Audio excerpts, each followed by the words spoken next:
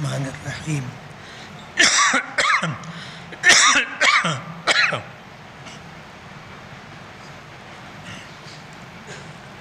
عن ابی ہریرہ رضی اللہ تعالی عنہ ان رسول اللہ صلی اللہ علیہ وسلم قال لتؤدن الحقوق الى اہلها حتى تقاد الساة الجلجاء حتى تقاد الشاة الجلحاء من الشاة القرناء۔ ترجمہ: حضرت ابو ہریرہ رضی اللہ تعالی عنہ کی روایت ہے کہ حضور صلی اللہ علیہ وسلم نے فرمایا کہ حق والوں کے حقوق ضرور ادا کیے جائیں گے، یہاں تک کہ بے سینگ والی بکری کا بدلہ بھی سینگ والی بکری سے لیا جائے گا۔ عن ابن مسعود رضی اللہ عنہ عن النبی صلی اللہ علیہ وسلم قال لا تزول قدم ابن آدم یوم القیامت من عند ربه حتى يسأل عن خمس: عن عمره فيما أفناه، وعن شبابه فيما أبلاه، وعن ماله من أين اكتسبه وفيما أنفقه، وماذا عمل فيما علم۔ ترجمہ: حضرت عبداللہ ابن مسعود رضی اللہ تعالی عنہ کی روایت ہے نبی کریم صلی اللہ علیہ وسلم سے کہ آپ نے فرمایا کہ قیامت کے دن بنی آدم کے پیر اپنے رب کے پاس سے اس وقت تک نہیں ہٹ سکیں گے جب تک کہ اس سے 5 چیزوں کے بارے میں سوال نہ کر لیا جائے۔ نمبر 1، عمر کس چیز میں گزاری۔ نمبر 2، جوانی کس چیز میں گنوائی۔ نمبر 3، مال کہاں سے کمایا۔ نمبر 4، مال کس مصرف میں خرچ کیا۔ نمبر 5، جو علم حاصل کیا اس پر کیا عمل کیا۔ عن ابی ہریرہ رضی اللہ تعالی عنہ قال قال رسول اللہ صلی اللہ علیہ وسلم رحم اللہ عبدا كانت لأخیہ عنده مظلمة فی عرض او مال فجاءه فاستحله قبل ان يؤخذ وليس ثم دینار ولا درہم فإن كانت له حسنات أخذ من حسناتهم وإن لم تكن له حسنات حملوا علیہ من سیئاتہم۔ ترجمہ: حضرت ابو ہریرہ رضی اللہ تعالی عنہ سے روایت ہے کہ رسول اللہ صلی اللہ علیہ وسلم نے فرمایا کہ اللہ رحم فرمائے اس بندے پر جس کے ذمے اپنے بھائی کی عزت و آبرو یا مال کے سلسلے میں کوئی حق ہو اور وہ اس سے معافی مانگ لے اس سے پہلے کہ پکڑا جائے، اس حالت میں کہ اس کے پاس نہ تو درہم ہوگا نہ دینار، تو اگر اس کے پاس نیکیاں ہوں گی وہ بدلے میں لے لی جائیں گی، اور نیکیاں نہ ہوں گی تو مظلوم کے گناہ اس پر لاد دیے جائیں گے۔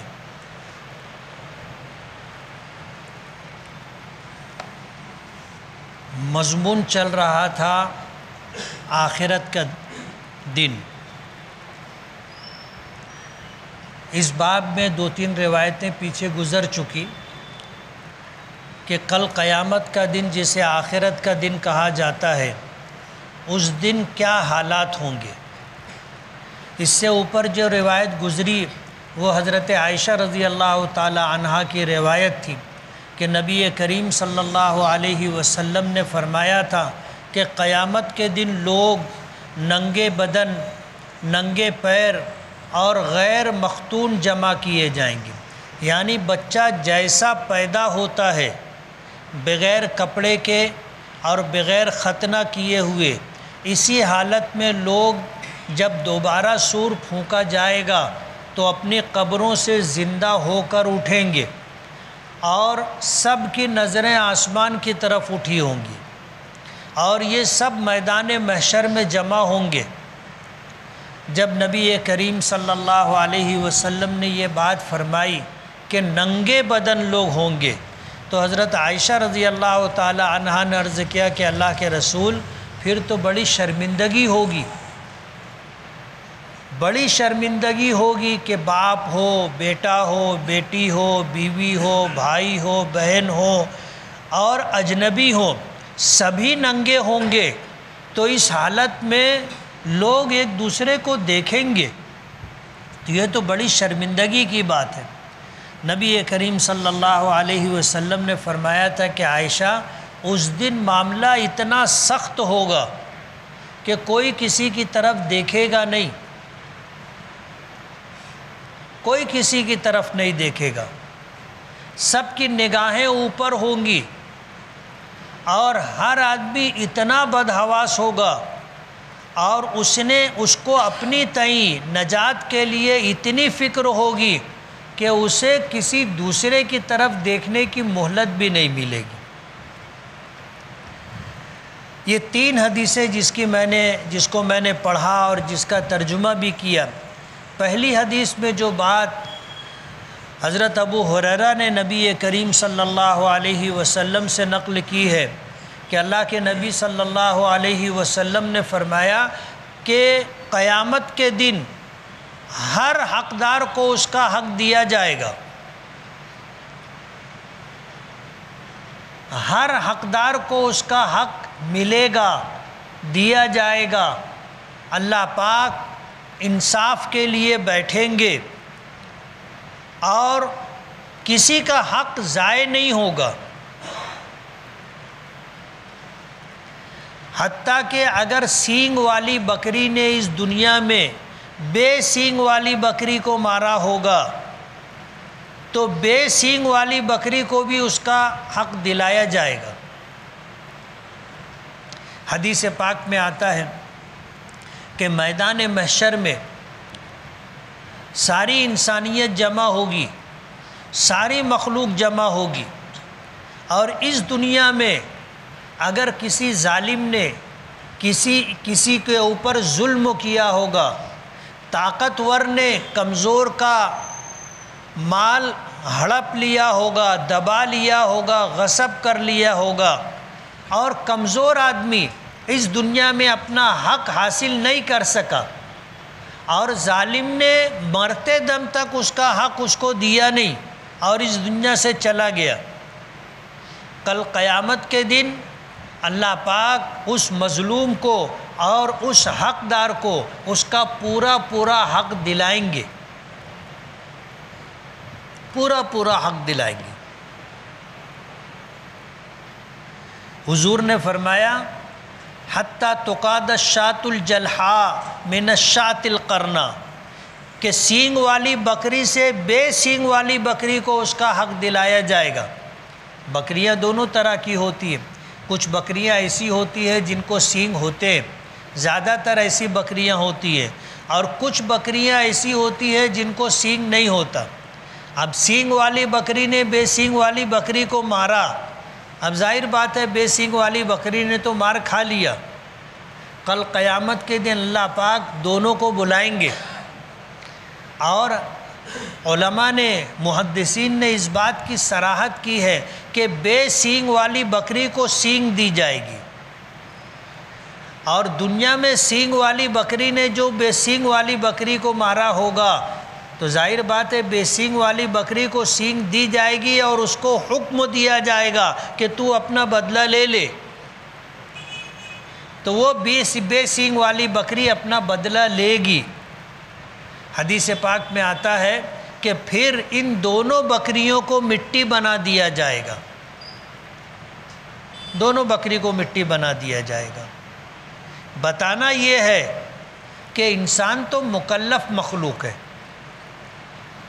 اللہ پاک نے احکامات انسانوں کے لیے اتارے، قرآن کریم ہم انسانوں کے لیے آیا، انبیاء کرام علیہم السلام ہم انسانوں کی ہدایت اور رہنمائی کے لیے اس دنیا میں تشریف لائے۔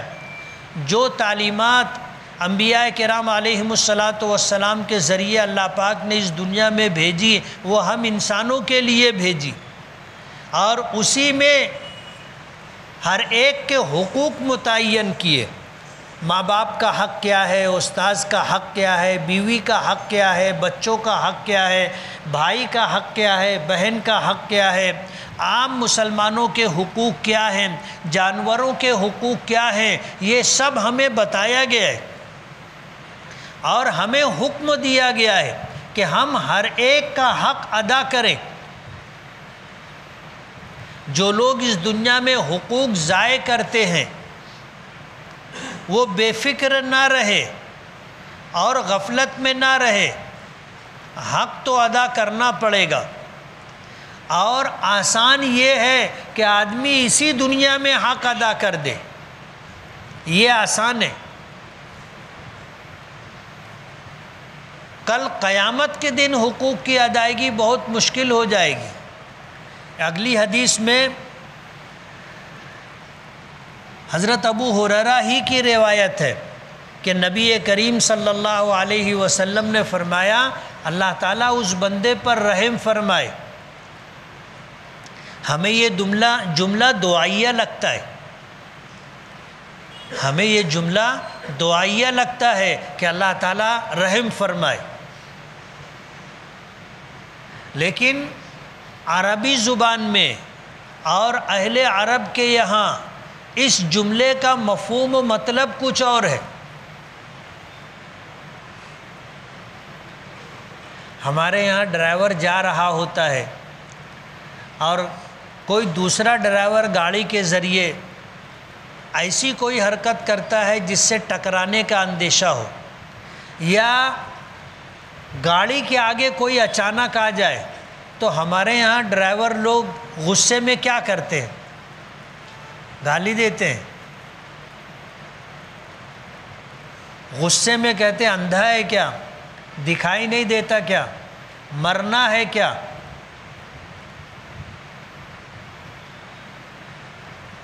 اس طرح کے جملے کہے جاتے ہیں۔ اہل عرب میں جب اس طرح کا کوئی موقع آتا ہے تو وہ دو جملے کہتے ہیں، ایک تو اللہ تجھ پر رحم کرے، سمجھ رہے ہو آپ، الفاظ بہت اچھے ہیں لیکن اس کے پیچھے جو مفہوم اور جذبات ہیں وہ کچھ اور ہیں۔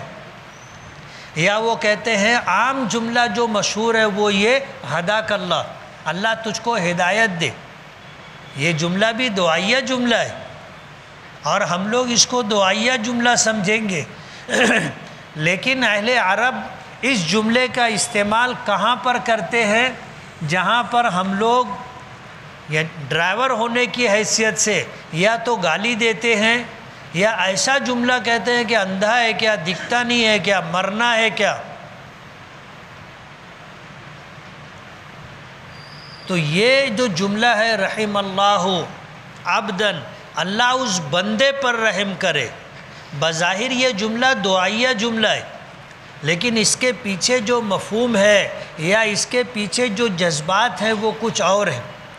نبی کریم صلی اللہ علیہ وسلم نے فرمایا کہ اللہ تعالیٰ اس بندے پر رحم کرے جس نے دنیا میں ظلم کیا، اپنے مسلمان بھائی کی آبرو یا اس کے مال پر ہاتھ ڈالا، اس کے متعلق اس کو بدنام کرنے کے لیے الزام لگایا، بہتان تراشی کی، مجمع عام میں اسے گالی دی، یا اس کا مال چھین لیا یا مال دبا لیا یا قرضہ لیا تھا ادائیگی سے انکار کر دیا، ایسے شخص کے بارے میں حضور نے فرمایا اللہ اس بندے پر رحم فرمائے، کل قیامت کے دن اللہ کی بارگاہ میں پیش ہونے سے پہلے اس کے لیے اچھا یہ ہے کہ یہ معافی مانگ لے، یا تو حقوق ادا کر دے، مال چھینا ہو، مال دبایا ہو، مال لے لیا ہو، بھائی بہنوں کا حق نہیں دیا ہو تو دے دے، اور اگر کسی کو گالی دی تھی، الزام لگایا تھا، کسی کو رسوا کرنے کے لیے، ذلیل کرنے کے لیے اس نے من گھڑت باتیں چلائی تھی، نبی کریم صلی اللہ علیہ وسلم نے فرمایا کہ اس کے لیے بہتر یہ ہے کہ یہ معافی مانگ لے اور دنیا میں ہی اپنا معاملہ ختم کر لے، کل قیامت کے دن اس کے پاس نہ تو دینار ہوگا نہ درہم ہوگا، حق کی ادائیگی کے لیے اس کے پاس مال نہیں ہوگا۔ پھر کیا کیا جائے گا؟ تو فرمایا کہ پھر اس دن اگر اس کے پاس نیکیاں ہوں گی تو جو مظلوم ہوگا، جس کی عزت و آبرو کو اس نے نقصان پہنچایا یا جس کو مالی طور پر نقصان پہنچایا، اس کے حق کے بقدر اس کے پاس سے نیکیاں لی جائیں گی اور اس مظلوم حقدار شخص کو دے دی جائے گی۔ اور پھر فرمایا کہ اس کے پاس اگر نیکیاں ختم ہو گئی پھر حق کی ادائیگی کیسے ہوگی؟ تو فرمایا کہ جو مظلوم اور حقدار شخص ہے اس کے نام اعمال میں جو گناہ ہوں گے وہ گناہ اس کے حق کے بقدر لیا جائے گا اور اس کے اوپر ڈال دیا جائے گا۔ نبی کریم صلی اللہ علیہ وسلم نے فرمایا کہ جب یہ صورتحال ہوگی تو آپ اندازہ کرو اور سوچو، دنیا میں آدمی زنا نہیں کیا ہوگا، زنا کا گناہ اس کے نام اعمال میں آ جائے گا۔ چوری نہیں کی ہوگی، چوری کا گناہ، ڈکیتی نہیں کی ہوگی، ڈکیتی کا گناہ، شراب نہیں پی ہوگی، شراب کا پینے کا گناہ۔ اسی طرح نماز پڑھتا تھا لیکن نماز نہ پڑھنے کا گناہ، روزہ رکھتا تھا لیکن روزہ نہ رکھنے کا گناہ اس کے نام اعمال میں آ جائے گا۔ ایک دوسری حدیث میں آتا ہے، نبی کریم صلی اللہ علیہ وسلم نے یہی بات سمجھانے کی کوشش کی کہ صحابہ کرام سے حضور نے پوچھا من المفلس، بتاؤ مفلس کون ہے؟ مفلس جس کے پاس مال نہ ہو، دیوالیہ شخص کون ہے؟ صحابہ کرام کہنے لگے اللہ کے رسول، جس کے پاس گھر نہ ہو، جس کے پاس سواری نہ ہو، جس کے پاس مال نہ ہو، یہ شخص مفلس ہے۔ حضور نے فرمایا کہ نہیں، میری امت کا مفلس شخص وہ ہوگا کہ کل قیامت کے دن آئے گا تو اس کے پاس نیکیوں کے انبار ہوں گے، پہاڑوں کی طرح نیکیاں لے کے آئے گا، پہاڑوں کی طرح نیکیاں لے کے آئے گا، لیکن دنیا میں کسی پر الزام لگایا تھا، بہتان تراشا تھا، کسی کو رسوا کیا تھا، کسی کو ذلیل کیا تھا، کسی کا مال دبا لیا تھا، قرض لے کر ادا نہیں کیا تھا، دادا گیری کر رہا تھا کہ نہیں دوں گا، کیا کرتے بنے کر لے، لکھا پڑھی نہیں ہے تو آدمی کہیں جا بھی نہیں سکتا۔ فرمایا کہ اس کی نیکیاں حقداروں کو دی جاتی رہیں گی، ایک وقت آئے گا کہ اس کے پاس نیکیاں ختم ہو جائیں گی، اب دینے کے لیے، حق کی ادائیگی کے لیے نیکیاں نہیں ہوں گی، تو پھر حقداروں کے نام اعمال کو دیکھا جائے گا اور پھر گناہ وہاں سے اٹھائے جائیں گے ان کے نام اعمال سے اور اس کے نام اعمال میں ڈال دیے جائیں گے۔ حضور نے فرمایا میری امت کا مفلس شخص یہ۔ تیسری حدیث میں نبی کریم صلی اللہ علیہ وسلم نے فرمایا کہ قیامت کا دن یوم آخرت برحق ہے اور ہر شخص کی اللہ کی بارگاہ میں پیشی ہوگی، ہر شخص کی اللہ کی بارگاہ میں پیشی ہوگی۔ فرمایا لا تزول قدم ابن آدم، کہ ابن آدم کے قدم قیامت کے دن پروردگار عالم کے سامنے سے اس وقت تک نہیں ہٹ سکیں گے جب تک اس سے 5 چیزوں کا سوال اور جواب نہ ہو جائے۔ پہلا سوال ہوگا عن عمرہ فیما افنا، اپنی زندگی کہاں لگائی،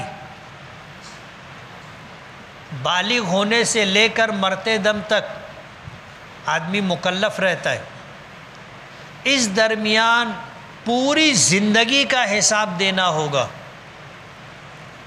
ہر سال کا، ہر مہینے کا، ہر دن کا، ہر رات کا، ہر گھنٹے کا، ہر منٹ کا، ہر لمحے کا حساب دینا ہوگا۔ ان عمرہ فیما افنا، زندگی کہاں لگائی۔ اب جس کو جتنی لمبی زندگی ملی ہوگی اس کا حساب و کتاب اتنا لمبا ہوگا۔ ابھی تو ہم میں سے کوئی بھی مرنے کے لیے تیار نہیں۔ آدمی دنیا میں آیا، ہر آدمی چاہتا ہے کہ میں لمبی زندگی پاؤ، لمبی زندگی۔ حضور پاک صلی اللہ علیہ وسلم نے فرمایا آدمی بوڑھا ہوتا ہے اس کی دو خواہشیں جوان ہوتی۔ پہلی خواہش یہ کہ وہ چاہتا ہے کہ قیامت تک زندہ رہے، موت نہ آئے، لمبی زندگی چاہتا ہے۔ اور دوسری خواہش کہ اگر اس کے پاس ایک وادی بھر کر کے سونا ہو، دو پہاڑ ہیں اور بلند اونچے پہاڑ ہیں، اس کے درمیان جو گہرائی ہوتی ہے اس کو وادی کہا جاتا ہے، یہ وادی بھر کر کے اس کے پاس سونا ہو، اتنا سونا ہو کہ یہ وادی بھر کر کے اس پہاڑ کی چوٹی تک اور اس پہاڑ کی چوٹی تک پہنچ جائے، اس کے بعد بھی وہ چاہے گا اور مال ملے۔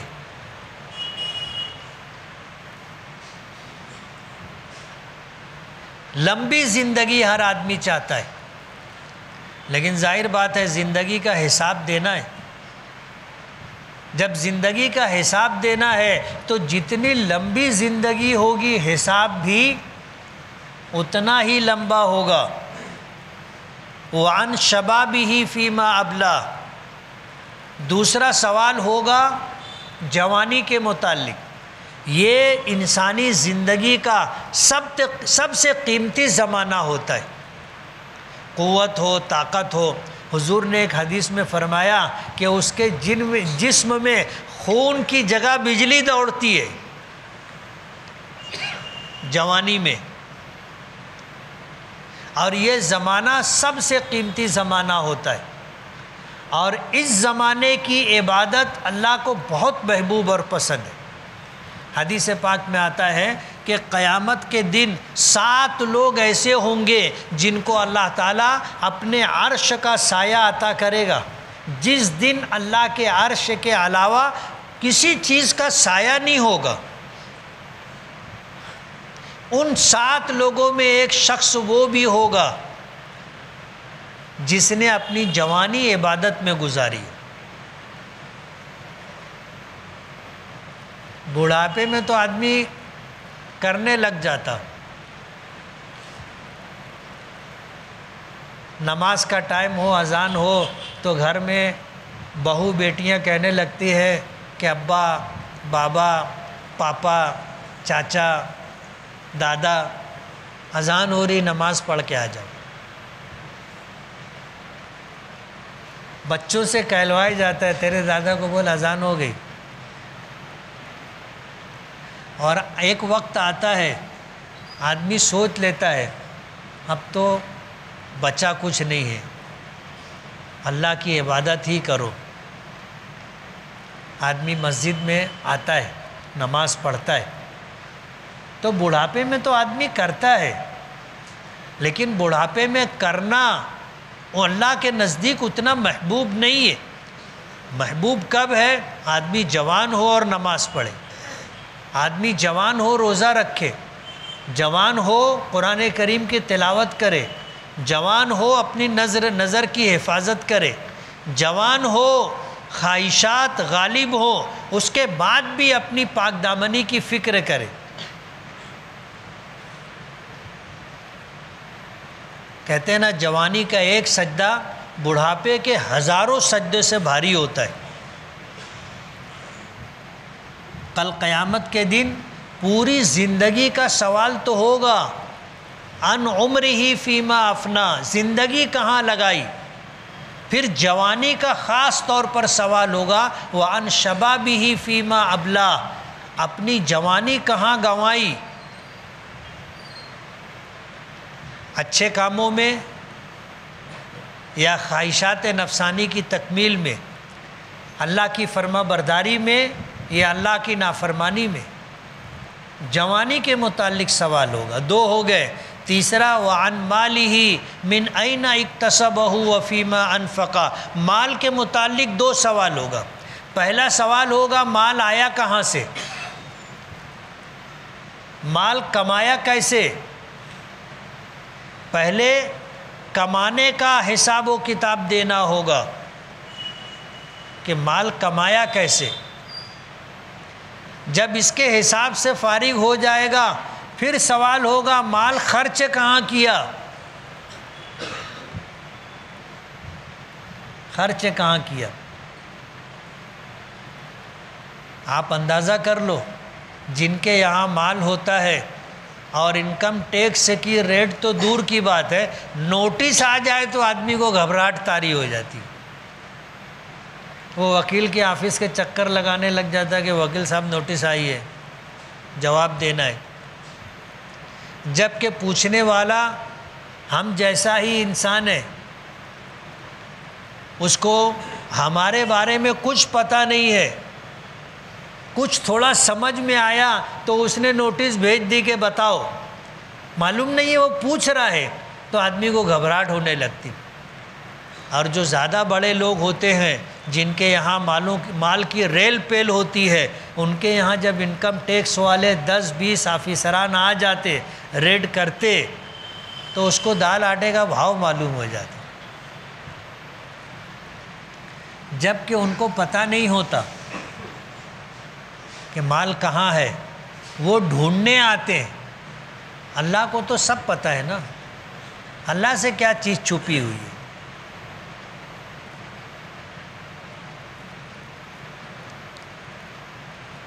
تو تیسرا سوال ہوگا مال کیسے کمایا، کہاں سے کمایا، تیرے پاس کدھر سے آیا، اس کا حساب و کتاب۔ پھر اس کے بعد مال کہاں خرچ کیا، حرام میں خرچ کیا، جائز جگہ پر خرچ کیا، فضول خرچی کی، پوچھا جائے گا، اور ایک ایک پیسے کا حساب دینا پڑے گا۔ پانچواں سوال ہوگا وَمَاذَا عَمِلَ فِي مَا عَلِمَ، دین کا جتنا علم تیرے پاس تھا تو نے اس پر کتنا عمل کیا۔ اللہ نے ہمیں اس دنیا میں بھیجا ہے، تمام مخلوقات میں انسان و جنات کے علاوہ تمام مخلوق غیر مکلف ہے، اللہ نے اس کو ہماری خدمت کے لیے بھیجا ہے۔ ان الدنیا خلقت لکم، یہ پوری دنیا تمہارے لیے اللہ نے پیدا کی، وَإِنَّكُمْ خُلِقْتُمْ لِلْآخِرَةِ، اور اللہ نے تمہیں آخرت کے لیے پیدا کیا۔ دنیا کے لیے ہمیں اللہ نے پیدا نہیں کیا، لیکن ہم ایسا سمجھتے ہیں کہ ہم صرف دنیا کمانے کے لیے آئے، حالانکہ اللہ پاک نے رزق دینے کی ذمہ داری خود لی ہے۔ وَمَا مِن دَابَّةٍ فِي الْأَرْضِ إِلَّا عَلَى اللَّهِ رِزْقُهَا، روئے زمین پر جتنی مخلوقات ہیں سب کو روزی دینے کی ذمہ داری اللہ پاک کی ہے۔ یہ الگ بات ہے کہ مجھے نہیں معلوم مجھے کیا ملے گا روزی کی شکل میں، اللہ کو معلوم ہے، اور اللہ نے ذمہ داری لی ہے، اور اللہ سب کو دیتا ہے، یہ اس کی ربوبیت ہے۔ کہتے ہیں نا اللہ بھوکا اٹھاتا ہے، بھوکا سلاتا نہیں ہے۔ اللہ پاک رب ہیں، اور اللہ نے پالنے کی ذمہ داری لی ہے، ہماری ساری ضروریات پوری کرنے کی ذمہ داری اللہ نے لی ہے، اور ہمیں ذمہ داری دی ہے آخرت بنانے کی،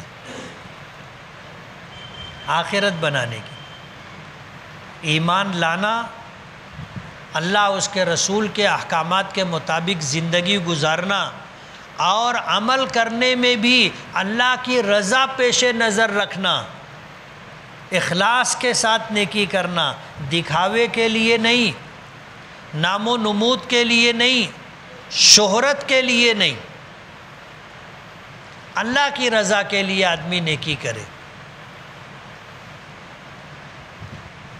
دکھاوے کے لیے نہیں۔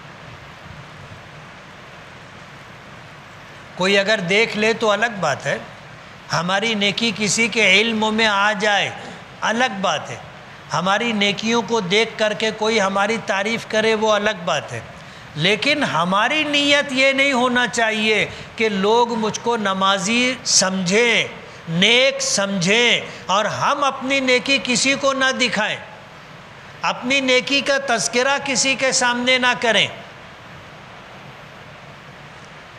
ہم شہرت کے لیے، تعریف سننے کے لیے کوئی نیکی نہ کریں۔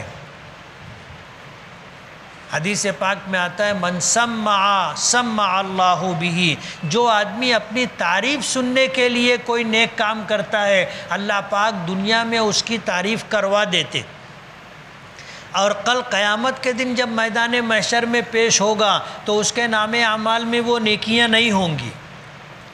وہ عرض کرے گا اللہ میں تو بہت پابندی سے روزے رکھتا تھا، ہر مہینہ 13، 14، 15 تاریخ کے روزے رکھتا تھا، اے اللہ میں تو ہر ایک دن کے بعد روزہ رکھتا تھا، میرا تو تہجد پڑھنے کا معمول تھا، میری تو تلاوت کی عادت تھی۔ اللہ پاک فرمائیں گے کہ تو یہ چاہتا تھا کہ لوگ تیری تعریف کریں کہ یہ بہت نیک ہے، یہ بہت پابندی سے نماز پڑھتا ہے، اور یہ بہت پابندی سے تلاوت کرتا ہے۔ آدمی کی نیت تھی کہ لوگ میری تعریف کریں، تو اللہ پاک فرمائیں گے کہ تو تعریف کروانا چاہتا تھا تو ہم نے دنیا میں تیری تعریف کروا دی، اب تیرے لیے یہاں کوئی نیکی نہیں۔ ہم جو عمل کریں اللہ کی رضا کے لیے کریں، کسی کو دکھانے کے لیے، شہرت کے لیے، تعریف سننے کے لیے نہیں، اللہ کو خوش اور راضی کرنے کے لیے عمل کرے۔ کل قیامت کا دن ایسا دن ہوگا، اس دن ایک ایک نیکی کے لیے آدمی ترسے گا۔ اللہ نے جو ہمیں زندگی دی ہے اور یہ جو سانس کا ڈورا چل رہا ہے، ایک سانس آئی ختم ہوئی دوسری آ گئی، یہ سلسلہ جب تک ہے جبھی تک ہم نیکی کر سکتے۔ سانس رکی، آدمی کا انتقال ہوا، اس کا نام اعمال بند کر دیا جاتا ہے۔ اب اگر وہ چاہے کہ اپنے نام اعمال میں ایک نیکی کا اضافہ کر لے تو اس کے بس کی بات نہیں، اور آخرت کا سفر بہت لمبا سفر ہے، کسی دوسرے کے بھروسے نہیں کر سکتے۔ آدمی یہ سوچے کہ لوگ میرے لیے دعا کریں گے، لوگ ایصال ثواب کریں گے، کوئی کسی کے لیے دعا نہیں کرتا، ایصال ثواب نہیں کرتا۔ کچھ خوش قسمت لوگ ہوتے ہیں جن کے پیچھے ایسے لوگ ہوتے ہیں جو اس کے لیے دعا کرتے، ایسے لوگ خوش قسمت ہوتے کہ جانے والا چلا گیا لیکن آج بھی اس کے لیے دعا ہو رہی۔ نبی کریم صلی اللہ علیہ وسلم نے فرمایا انسان مر جاتا ہے، اذا مات الانسان انقطع عملہ، آدمی جب مر جاتا ہے تو اس کے عمل کرنے کا سلسلہ ختم ہو جاتا ہے، الا عن ثلاث، لیکن 3 سلسلے باقی رہتے، 3 سلسلے۔ صدقۃ جاریہ، صدقہ جاریہ، اس نے مسجد بنوا دی تھی، مدرسہ بنوا دیا تھا، مسافر خانہ بنوا دیا تھا، لوگوں کی راحت کے لیے بورنگ کھودوا دی، کنواں کھودوا دیا، ایسا کوئی کام جو چلتا رہے اور اللہ کی مخلوق اس سے فائدہ اٹھاتی رہے تو اس کا ثواب اس کو ملتا رہے گا۔ او ولد صالح یدعو لہ، یا اپنے پیچھے نیک اولاد چھوڑ گیا، نیک اولاد مر گیا، ماں باپ چلے گئے دنیا سے، لیکن اولاد نیک تھی، وہ جب نماز پڑھے گی، جب کوئی نیکی کرے گی، اور ماں باپ کی محنت سے، ان کی تربیت سے اس کو نیکی کی عادت پڑی ہے، تو اس کے نیک اعمال کا ثواب اولاد کو تو ملے گا، اتنا ہی ثواب اللہ اس کے ماں باپ کو بھی دیں گے۔ اولاد نیک ہے، دعا کرے گی، دعا کرے گی ربنا اغفر لی ولوالدی، کہ اللہ میری بھی مغفرت فرما، میرے ماں باپ کی بھی مغفرت فرما۔ رب ارحمہما کما ربیانی صغیرا، اے میرے پروردگار میرے ماں باپ پر رحم فرما جس طرح بچپن میں انہوں نے شفقت اور رحمت کے ساتھ میری پرورش کی تھی۔ دعا کرے گا اور یہ دعا اللہ قبول کرے گا اور اللہ اس بچے کے ماں باپ پر رحم کرے گا۔ وَعَنْ عِلْمٍ مَاذَا عَمِلَ، اور او علم ينتفع به، یا اس نے کوئی علمی کام کیا۔ قرآن کریم لکھ گیا، آج تو لکھنے کی بات ہی نہیں ہے، زمانہ اتنی ترقی کر گیا کہ آج قرآن کریم پریس میں چھپ جاتا ہے۔ آدمی قرآن کریم کسی کو تحفے میں دے دیا، وہ جب تک قرآن پڑھتا رہے گا اس کو ثواب ملتا رہے گا۔ مدرسوں میں حدیث کی کتابیں دے دی، جب تک پڑھی جاتے رہے گی ثواب ملتا رہے گا۔ خود اس نے قرآن پاک کا ترجمہ کر دیا یا حدیث پاک کا ترجمہ کر دیا یا کوئی کتاب لکھ دی جس سے لوگوں کی دینی رہنمائی ہوتی رہے، یا بیان کیا جس کے بیان سے لوگوں کو اللہ نے ہدایت دی۔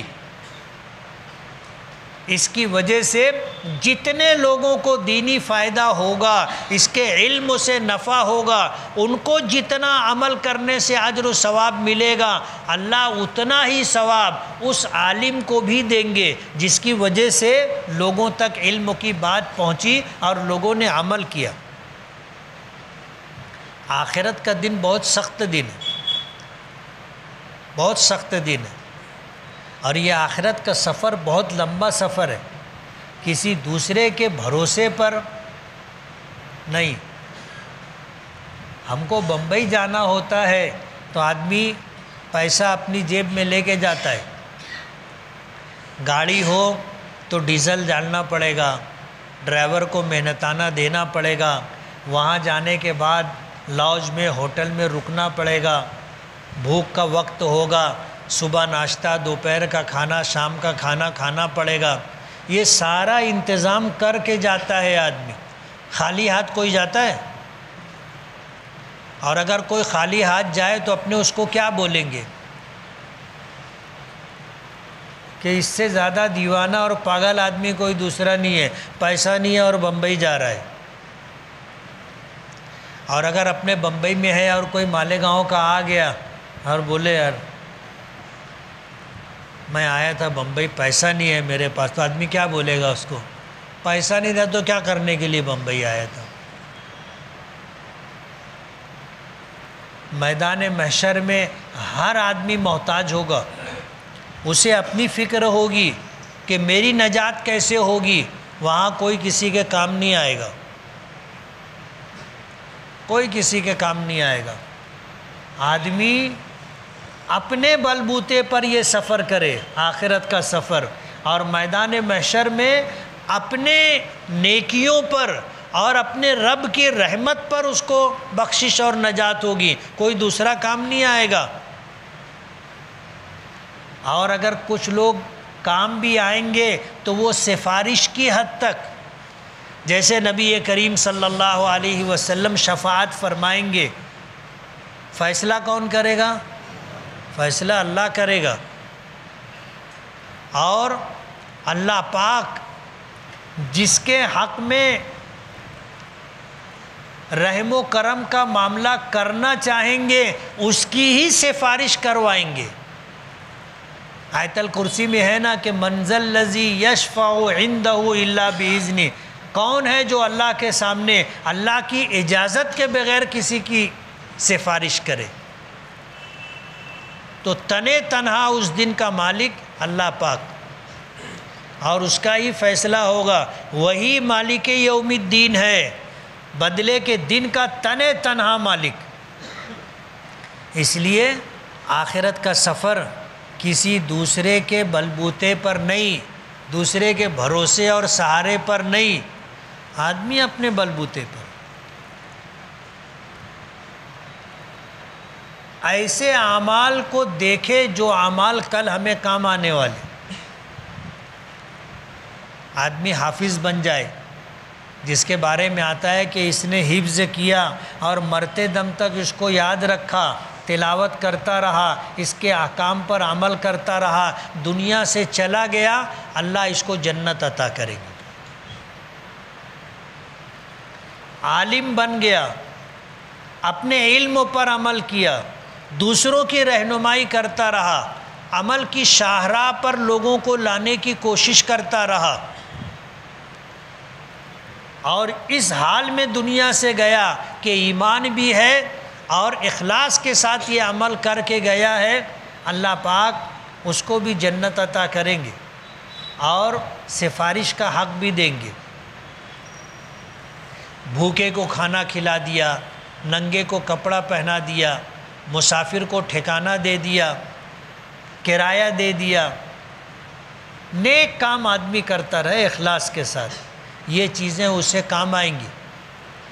ایسے اعمال تلاش کرو جن اعمال پر اللہ کی طرف سے رحم کرنے کا، جن اعمال پر اللہ کی طرف سے کرم کرنے کا، نوازنے کا ہمیں پتہ ہو قرآن کریم کے ذریعے یا نبی کریم صلی اللہ علیہ وسلم کے ذریعے، اور اس عمل کو کرتے ہوئے آدمی کی نیت بھی ہو، نیت بھی ہو۔ یہی چیزیں کام آنے والی ہیں، ورنہ کوئی کام آئے گا نہیں۔ قیامت کے دن اللہ کی رحمت کام آئے گی، اس کی مغفرت کام آئے گی، اور نبی کریم صلی اللہ علیہ وسلم کی شفاعت کام آئے گی۔ اور ظاہر بات ہے شفاعت سب کو نہیں ملے گی، اس کو بھی حاصل کرنے والے کچھ مخصوص اعمال ہیں، جو آدمی ان کو کرتا رہے گا اس کو شفاعت ملے گی۔ اس لیے آخرت کا دن سخت دن ہے، اللہ تعالی ہم سب کی مغفرت فرمائے، سب پر رحم فرمائے، اور آخرت کے پیش نظر ہمیں اللہ تعالی عمل کرنے کی توفیق عطا فرمائے۔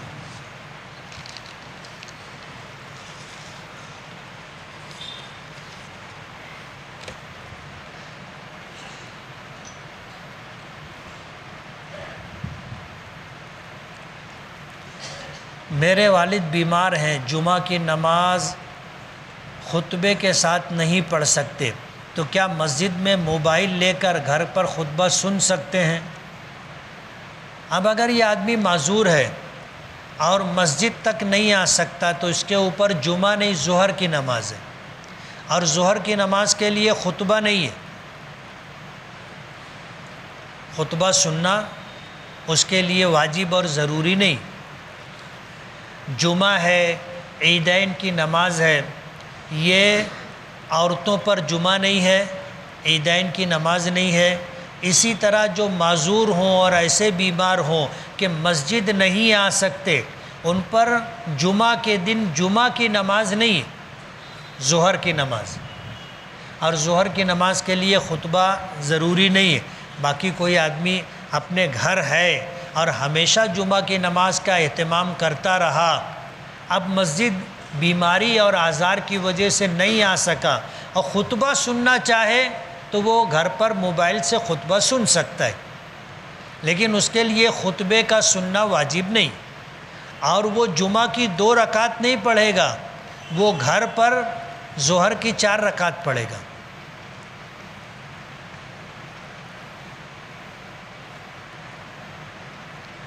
اگر کاریگر بدلی دیا اور سیٹ روکڑا بازار سے کاریگر لانے گیا تو وہاں پہلے ایکسٹرا 200 روپیہ مزدور مانگتا ہے، تو کیا یہ جائز ہے؟ یہ سوال اس سے پہلے بھی آیا تھا۔ اب جو آدمی مزدوری کر رہا ہے، وہ آدمی اگر اپنی مزدوری میں یہ طے کر لے کہ جو میں محنت کر کے کپڑا تیار کروں گا اس کی مزدوری تو لوں گا، لیکن تم مجھے ہنگامی طور پر لے جا رہے ہو تو مجھے 200 روپیہ اور دینا پڑے گا، اور سیٹ اس پر راضی ہے، کارخانے دار اس پر راضی ہے، تو یہ لینا جائز ہے۔ مگر آپ بھی سمجھتے ہو، میں بھی سمجھ رہا ہوں کہ یہ اس کارخانے دار سیٹ کی مجبوری ہے۔ اگر وہ خوشدلی سے 200 روپیہ دیتا تو جو لوگ اس کے یہاں مستقل کاریگر ہیں ان کو بھی دیتا نا. وہ مجبوری میں دے رہا ہے. اور حدیث پاک میں آتا ہے لا یحل مال امرئ مسلم الا بطیب خاطر، کہ کسی شخص کا مال اس کی خوشدلی کے بغیر حلال نہیں ہے.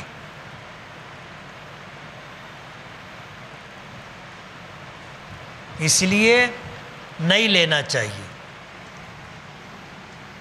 ایسا مطالبہ نہیں کرنا چاہیے.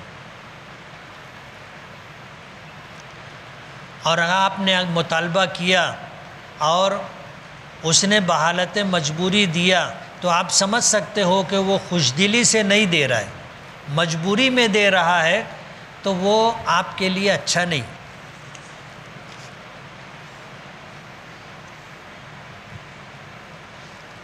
سیٹ کاریگروں کو میٹر سے پگار دیتا ہے. اب کاریگر جتنا میٹر چلائے گا اس میں 10 سے 15 میٹر بڑھا دیا اور سیٹ کو معلوم نہیں، اور اس نے مزدور کے حساب بتانے کے حساب سے مزدوری دے دی، تو کیا یہ کاریگر کے لیے جائز ہے؟ 10 یا 15 میٹر جو اس نے بڑھا کر کے بتایا ہے، جائز نہیں.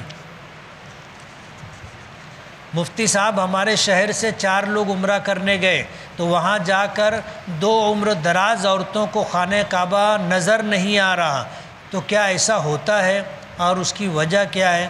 ان کا کہنا ہے کہ ہم کو قلعہ نظر آ رہا ہے. یہ شرعی مسئلہ نہیں ہے. اب ایک آدمی نابینا ہے تو اس کو تو کچھ بھی نہیں دکھتا. ایک آدمی ایسا ہے کہ اس کی نظر اتنی کمزور ہو گئی کہ اب اس کو کچھ کا کچھ دکھتا ہے، لیکن وہ گیا ہے، جتنے نیک اعمال کرے گا، عمرہ کرے گا، طواف کرے گا، سب کا ثواب اس کو ملے گا.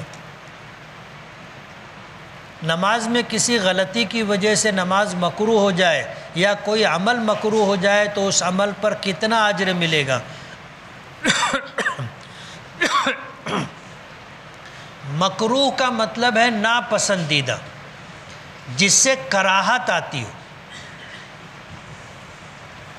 وہ مکروہ چیز کہلاتی ہے.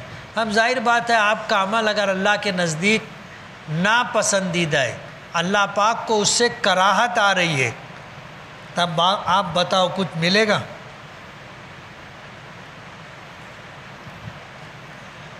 اس لیے مکروہ کام نہیں کرنا چاہیے. زید رات میں روزانہ سونے سے پہلے 2 رکعت نماز پڑھتا ہے، اس میں اللہ کا شکر بھی ادا کرتا ہے، اللہ سے مانگتا بھی ہے، اللہ سے توبہ و استغفار بھی کرتا ہے. تو اس نماز میں زید کس نماز کی نیت کرے؟ نفل نماز کی نیت کرے. اور نفل نماز میں آدمی ان سب چیزوں کی نیت کر سکتا ہے کہ میں نماز پڑھ رہا ہوں تیرا شکر ادا کرنے کے لیے، میں نماز پڑھ رہا ہوں تجھ سے معافی طلب کرنے کے لیے، اور میں نماز پڑھ رہا ہوں اپنی حاجت اور ضرورت مانگنے کے لیے. یہ سب نیت 2 رکعت میں کر سکتے ہیں. قابوس کی بیماری کا کیا علاج ہے اور وہ بیماری کیا ہے؟ قابوس کی بیماری نیند میں چلنا. آدمی سویا رہتا ہے لیکن وہ اٹھے گا اور جہاں ٹوپی رکھنے کا معمول ہے وہاں ہاتھ ڈال کے ٹوپی اٹھائے گا، پہنے گا، اور کیسے دروازہ کھولا جاتا ہے جیسے ہمیشہ کھولتا ہے ویسے دروازہ کھولے گا اور باہر نکل جائے گا. کسی نے دیکھا ہے ایسا مریض؟ میں نے دیکھا ہے. ہمارے شیخ تھے مولانا محمد ایوب اعظمی رحمۃ اللہ علیہ، ڈابھیل کے شیخ الحدیث تھے.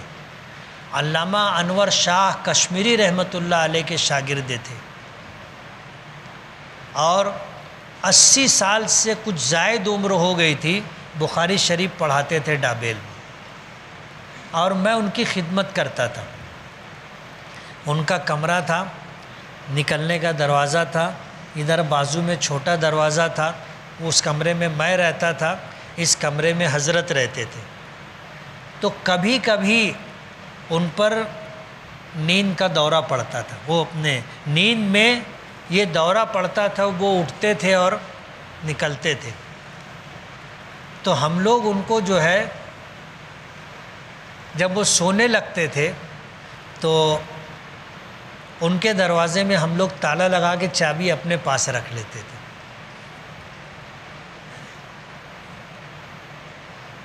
کہ کبھی اگر یہ اٹھے تو دروازہ نہیں کھول پائیں گے، چابی نہیں رہے گی۔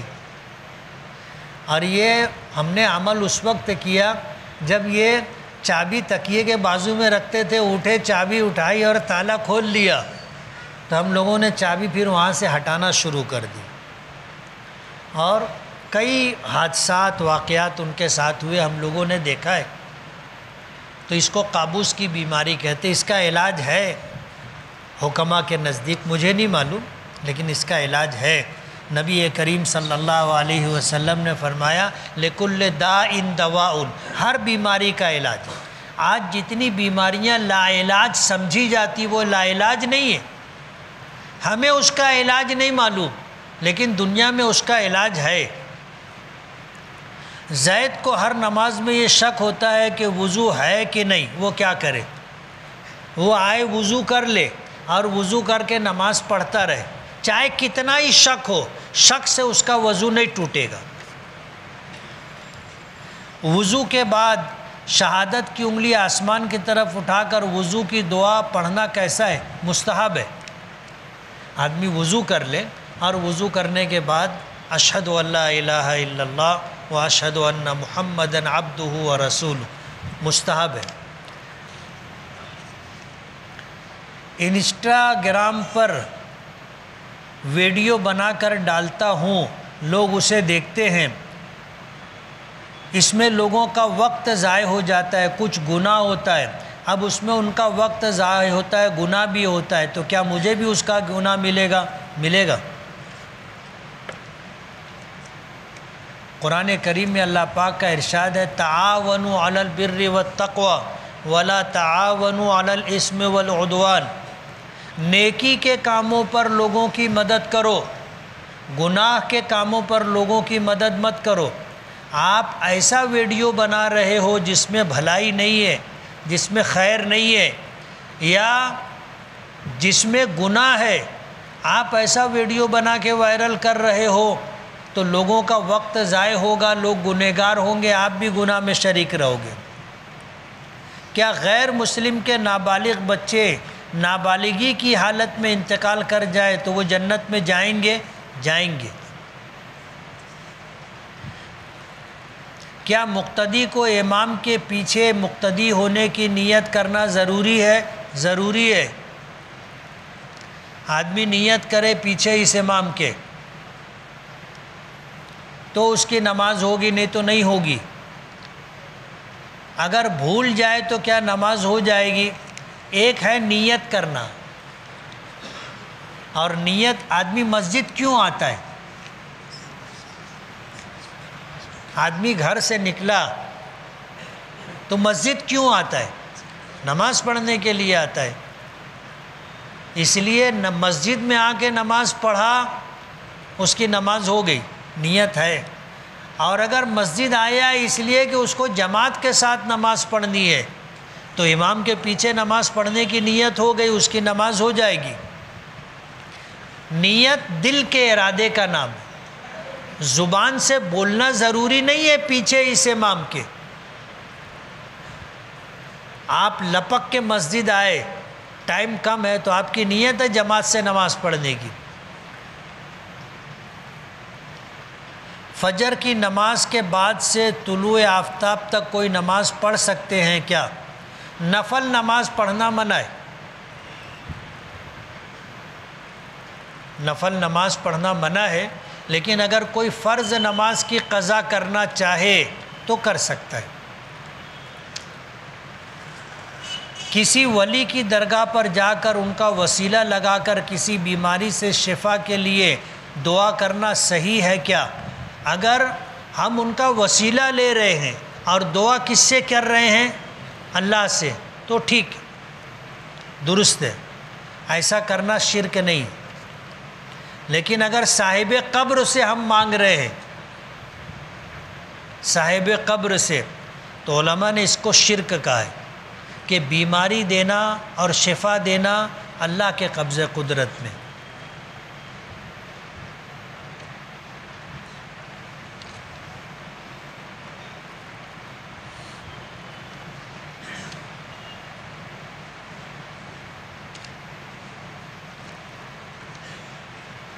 زید کے چچا زاد بھائی کا نیا گھر بنا ہے اور زید اس گھر میں 40 دن تک سورہ بقرہ پڑھ رہا ہے۔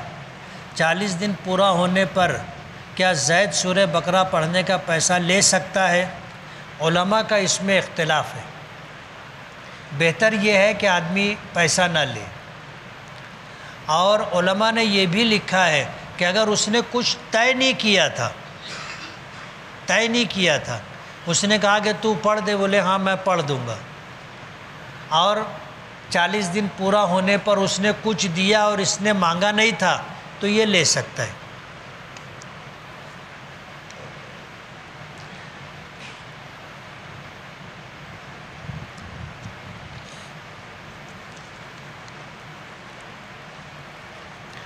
ہم کسی شخص کو دعوت پر بلاتے ہیں تو اکثر ایسا ہوتا ہے کہ ان کے ساتھ 2-4 لوگ اور آ جاتے ہیں، جبکہ ان زائد لوگوں کو دعوت دی جاتی تو ان لوگوں کا بغیر دعوت کے آ کر کھانا کھا کر جانا کیسا ہے؟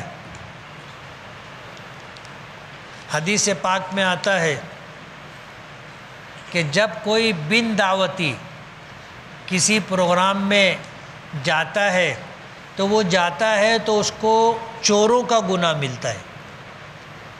جاتے ہوئے آدمی کیسے جاتا ہے معلوم ہے؟ کچھ لوگ کھڑے ہوتے ایسے غصہ چلا جاتا ہے، اور نکلتا ہے تو کیسے نکلتا ہے کہ اب تو کھا لیا ہوں، کون کیا کر لے گا۔ تو گھستے ہوئے حضور نے فرمایا چوروں کی طرح جاتا ہے، نکلتا ہے تو ڈاکوؤں کی طرح نکلتا ہے، جائز نہیں ہے۔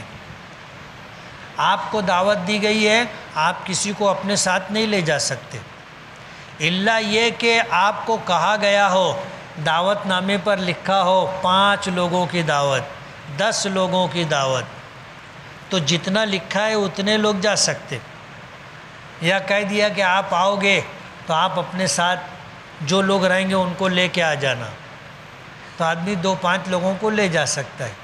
حضرت جابر ابن عبداللہ نے غزوہ خندق کے موقع پر حضور کو دعوت دی تھی اور کہا تھا کہ اللہ کے رسول آپ اپنے ساتھ 2-4 لوگوں کو لے آنا۔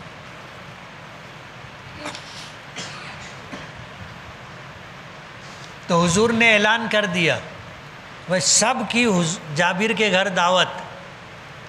اب حضرت جابر نے سنا تو پریشان ہو گئے، بھاگے بھاگے گھر آئے، بیوی سے کہا مصیبت ہو گئی، بولے کیا؟ بولے ہم نے حضور کو اور کچھ 2-4 لوگ کو دعوت دی تھی، ہمارے پاس یہی انتظام ہے، حضور نے سب کو دعوت دے دی۔ تو بیوی نے پوچھا تم نے کہا کیا تھا؟ تو کہا میں نے کہا تھا کہ اللہ کے رسول میری آپ کے گھر اور آپ کے ساتھ 2-4 لوگوں کی دعوت ہے۔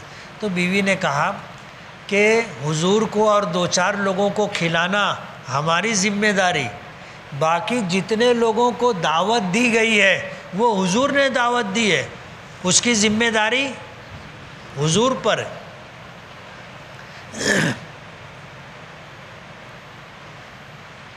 حضور پاک صلی اللہ علیہ وسلم ایک آدمی کو پیچھے سے بھیجے حضرت جابر کے گھر، اور کہا کہ جو آٹا گوندھ کر کے رکھا گیا ہے اس کے اوپر سے کپڑا ہٹایا نہ جائے، اور جو ہانڈی چولہے پر پک رہی ہے اس کا ڈھکن اتارا نہ جائے۔ امام بخاری رحمۃ اللہ علیہ نے یہ واقعہ بخاری شریف میں ذکر کیا ہے۔ حضور پہنچے، کچھ پڑھا اور کپڑا ہٹا کر آٹے کے اوپر اپنا لعاب مبارک ڈالا اور ڈھک دیا، اور ہانڈی کا ڈھکن سرکایا اور اس میں اپنا لعاب مبارک ڈال کر ڈھکن لگا دیا، اور حضرت جابر ابن عبداللہ کی بیوی سے کہا کہ تم روٹی پکاتے رہو۔ وہ روٹی پکاتی رہی، حضور اپنے ہاتھ سے روٹی لیتے، اس کو چورتے، ٹکڑا ٹکڑا کرتے، تھال میں رکھتے، اپنے ہاتھ سے ہانڈی میں سے شوربہ نکال کے ڈالتے، اور 10 لوگوں کو کھانے کے لیے بٹھائے۔ جتنے لوگ تھے خندق کھودنے میں سب کئی دن کے فاقے سے تھے۔ جب کھانا ملا اور وہ بھی بکرے کا سالن اور روٹی دبا کر کے سب نے کھایا، سب کھا کے اٹھ گئے، جتنے لوگ تھے سب کھا چکے۔ حضرت جابر ابن عبداللہ رضی اللہ تعالی عنہ کی بیوی کہتی ہے، قسم ہے اللہ رب العزت کی، آٹے کے اوپر جو کپڑا تھا وہ کپڑا جھول بھی نہیں کھایا، جیسے تھا ویسے ہی رہا، اور ہانڈی جیسی ابل رہی تھی اسی طرح ابلتی رہی، اور سب لوگوں نے کھانا کھا لیا۔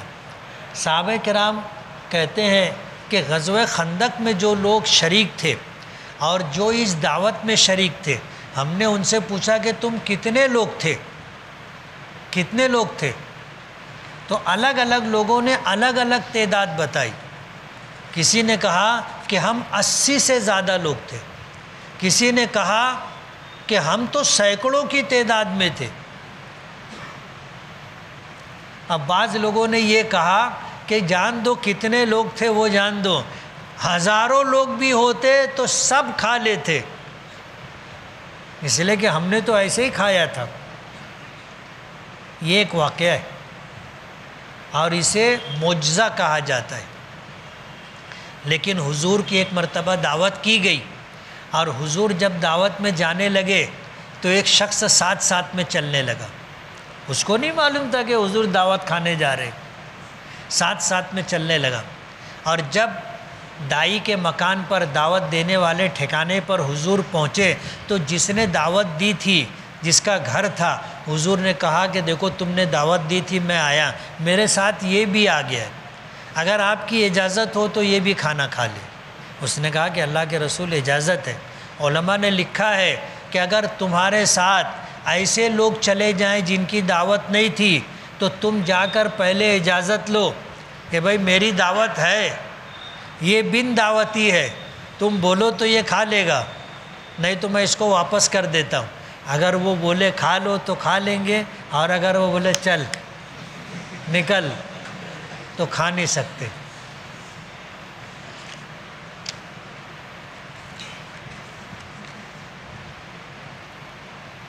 کیا پانی کا کاروبار کرنا جائز ہے؟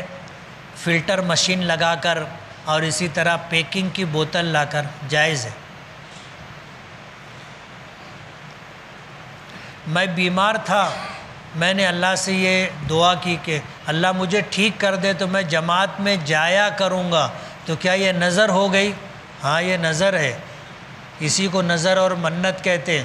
اب جماعت میں جانا پڑے گا، نظر پوری کرنا واجب ہے، وقتاً فوقتاً جایا کرو۔ میں 4 بیٹیوں کو تنہا چھوڑ کر نہیں جا سکتا، میں گھر کا اکیلا ہوں تو کیا کروں؟ کبھی کبھی چلے جایا کرو۔ سال بھر کی جماعت میں جانا یا چلے کی جماعت میں جانا یا 3 دن کی جماعت میں جانا ضروری نہیں ہے۔ جس کو جماعت میں جانا کہتے ہیں کہ بھائی جماعت گئی، آپ بھی ان کے ساتھ چلے جائیں، جماعت میں 1 دن لگا کے آ جائیں، آدھا دن لگا کر کے آ جائیں، یہ بھی جماعت میں جانا ہو گیا۔ اگر 2 رکعت والی نماز میں بھول سے سورہ ناس پڑھ لی پہلی رکعت میں، تو دوسری رکعت میں کیا پڑھنا چاہیے؟ دوسری رکعت میں ہی سورہ ناس پھر پڑھ لے۔ اگر فرض نماز ہے تو ایسا کرنا جان بوجھ کر مکروہ ہے، اور اگر جان بوجھ کر ایسا نہیں کیا ہے تو نماز بغیر کراہت کے ہو جائے گی۔ اور اگر نفل نماز ہے یا سنت وغیرہ ہے تو اس کے اوپر کی صورت بھی آپ پڑھ سکتے ہیں۔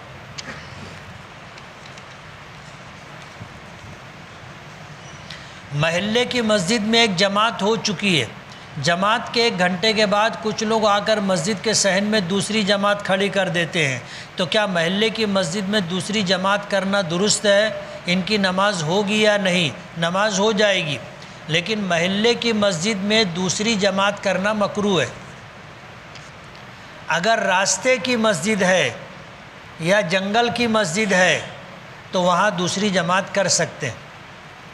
اسٹیشن کی مسجد ہے، محلے کی مسجد نہیں، اسٹیشن کی مسجد ہے تو وہاں بھی کئی جماعت کر سکتے ہیں۔ کسی جگہ کرتے پاجامے والے موجود ہوں اور وہاں کوئی پینٹ اور شرٹ پہن کر امامت کرے تو کیا نماز ہو جائے گی؟ ہو جائے گی۔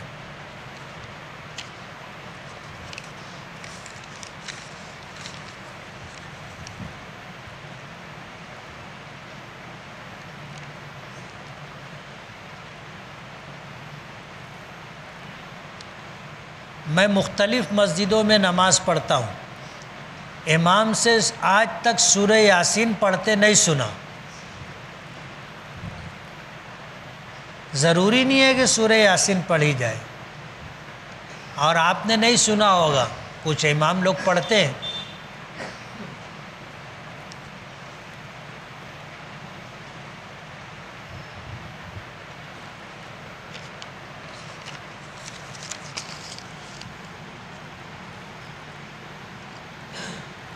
علاج کے لیے عامل کے سامنے پردہ کرنا ضروری ہے؟ ضروری ہے۔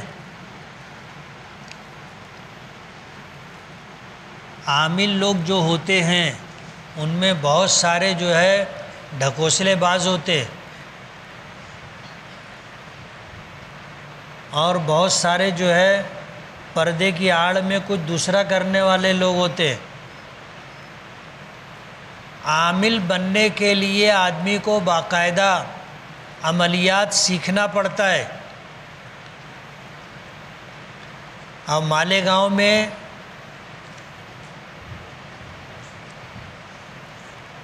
ایسے عامل ہیں نہیں۔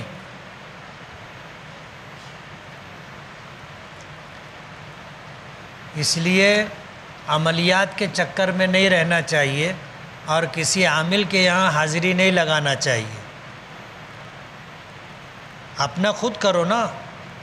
سورہ فاتحہ سورۃ الشفا ہے، آیت الکرسی کے متعلق حضور نے فرمایا کہ جو آدمی صبح و شام آیت الکرسی کا معمول بنا لے اس کو 24 گھنٹے میں شیطان کوئی نقصان نہیں پہنچا سکتا، حضور نے فرمایا۔ فجر کی نماز میں پڑھ لے سورج ڈوبنے تک اللہ کی حفاظت میں، مغرب کی نماز میں پڑھ لے سورج طلوع ہونے تک اللہ کی حفاظت میں۔ حضور پاک صلی اللہ علیہ وسلم پر سحر کیا گیا تھا۔ امام بخاری رحمۃ اللہ علیہ نے بخاری شریف میں واقعہ ذکر کیا کہ لبید ابن عاصم نامی یہودی نے اپنی بیٹیوں کے ساتھ مل کر حضور پر سحر کیا تھا، اور حضور پر اس کا اثر ہو گیا تھا، تو اس کے ختم کے رد کے لیے، شفا کے لیے اللہ نے سورہ فلق اور سورہ ناس نازل کی، اور آپ سو رہے تھے تو آپ کو 2 فرشتوں نے خواب میں بتایا کہ ایسا ایسا ہے، اور حضور کو بتایا گیا کہ آپ کے داڑھی کے بالوں پر اور کنگھی کے دندانوں پر جادو کیا گیا ہے، اور بیر ذی اروان میں کنویں میں نیچے پتھر کے اندر دبایا گیا ہے، کھجور کے خوشے کا جو غلاف ہوتا ہے اس میں لپیٹ کر کے۔ تو حضور صحابہ کرام کو لے کر کے گئے، کنویں میں اتارا، پتھر کے نیچے سے وہ نکلوایا، پھر جب اسے کھولا تو آپ کی داڑھی کا بال، منہ مبارک اور کنگھی کے دندانے تھے، 11 گانٹھ لگی ہوئی تھی گرہیں۔ حضور نے سورہ فلق، سورہ ناس، ان دونوں سورتوں کو پڑھنا شروع کیا، ہر آیت پر ایک گرہ کھل جاتی تھی، اور یہ دونوں سورتوں میں ملا کر 11 آیتیں۔ اور بھی قرآنی آیات ہیں، حدیث میں دعائیں ہیں جن کا پڑھنا آدمی کے لیے حفاظت کا سبب ہے، علاج کا سبب ہے۔ حضور حجۃ الوداع کے موقع پر مدینے سے مکہ حج کے لیے تشریف لے جا رہے تھے۔ راستے میں ایک نوجوان کے اوپر شیطان کا اثر ہو گیا، تو حضور نے اس کو علاج کے لیے چوتھا کلمہ 100 مرتبہ پڑھنے کے لیے بتایا۔ آدمی خود پڑھے علاج ہو جائے گا۔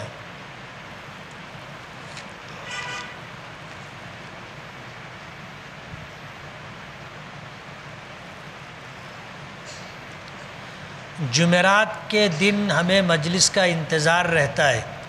جب خبر ملتی ہے آپ نہیں ہیں، درس نہیں ہوگا تو بہت افسوس ہوتا ہے۔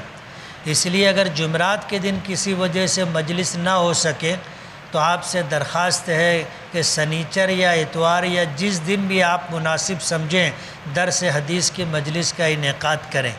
کوشش کریں گے کہ جمعرات کو معمول کے مطابق ہوتا رہے۔ میں بھی ناغہ نہیں کرنا چاہتا، لیکن کہتے ہیں نا کہ کچھ تو مجبوریاں رہی ہوں گی، یوں کوئی بے وفا نہیں ہوتا۔ اگر ناغہ ہوتا ہے تو بہت مجبوری میں ہوتا ہے۔ بسم اللہ الرحمن